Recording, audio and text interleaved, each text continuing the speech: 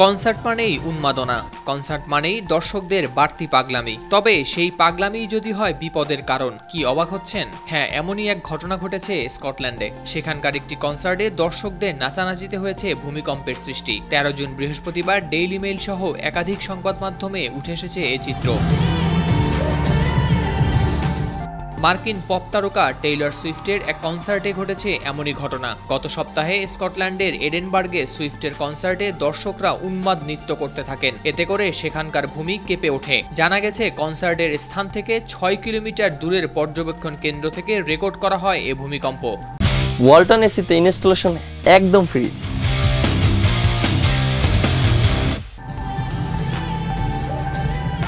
এদিন টেইলর সুইফটের 3টি গান ছিল দর্শকদের মধ্যে সবচেয়ে বেশি উপভোগ্য। গান 3টি হল cruel summer, ready for it এবং শ্যাম্পেন প্রবলেম। কনসার্টে এই 3 গানেই সবচেয়ে বেশি আনন্দ ও নাচানাচি করেন দর্শকরা।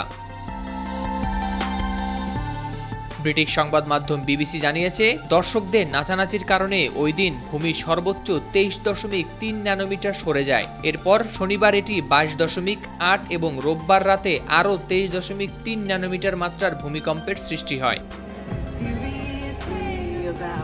নাচানাচির কারণে এমন ঘটনা এটি প্রথম নয়। এর আগে 2023 সালের জুলাইয়ে যুক্তরাষ্ট্রের লস অ্যাঞ্জেলসেও ঘটেছিল এমনই এক ঘটনা। ওই সময়ে দর্শকরা এতটাই নেচেছিলেন যে সেখানে সৃষ্টি হয়েছিল 2.3 মাত্রার ভূমিকম্প।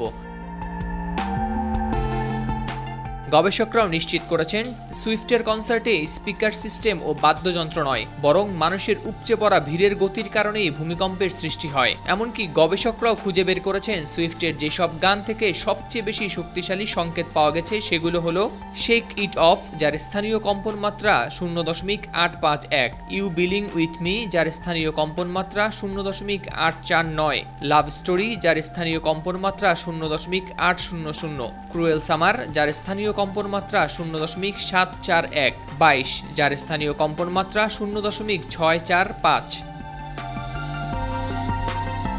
তবে সুইফটের কনসার্টে সৃষ্ট ভূমিকম্পে কোনো ক্ষয়ক্ষতি না হওয়ার কারণ ব্যাখ্যা করে মার্কিন গণমাধ্যম সিবিএসকে ক্যালিফোর্নিয়া ইনস্টিটিউট অব টেকনোলজির ভূমিকম্প গবেষক গ্যাব্রিয়েল টেপ বলেন, সাধারণত সুইফটের প্রতিটি গানে শক্তি নির্গত হয় কয়েক মিনিট ধরে। সে তুলনায় ভূমিকম্পের বেলায় তা ঘটে 1 সেকেন্ডের মধ্যেই। তাই এ কম্পনের সর্বোচ্চ বিস্তার থেকে গণনা করা কম্পনের মাত্রা অনেক কম।